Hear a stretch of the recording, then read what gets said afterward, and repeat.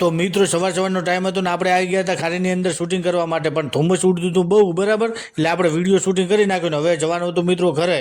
તો અરમાન ને મુસ્તફા સાયકલ ઉપર જતા હતા અને હું ને ઇમરાન ચાલતા જતા હતા મિત્રો. તો આપણે બનાવતા હતા મિત્રો વ્લોગ, બરાબર. થોડાક આપણે ગયા ને એટલામાં તો આપણને મળી ગયા કોણ? 3 બાળકો, બરાબર. અરહાન, સાજિદ અને જાવેદ, બરાબર. 3 મળી ગયા. એ પડીને જતા હતા, હવે ઘર તરફ જતા હતા, બરાબર. તો આપણે એમની સાથે વ્લોગ બનાવી નાખ્યો. તો એ થઈ ગયા મિત્રો રાજી થઈ ગયા ને આપણે હવે મિત્રો જવાનું છે દુકાને. તો આપણે પહોંચી ગયા ડાયરેક્ટ દુકાને. અરમાન બનાવતો હતો વ્લોગ અને આપણે એક્ટિંગ કરતા હતા વ્લોગની, બરાબર. એ પૂરું થઈ ગયું એટલે આપણને મળી ગયા કોણ?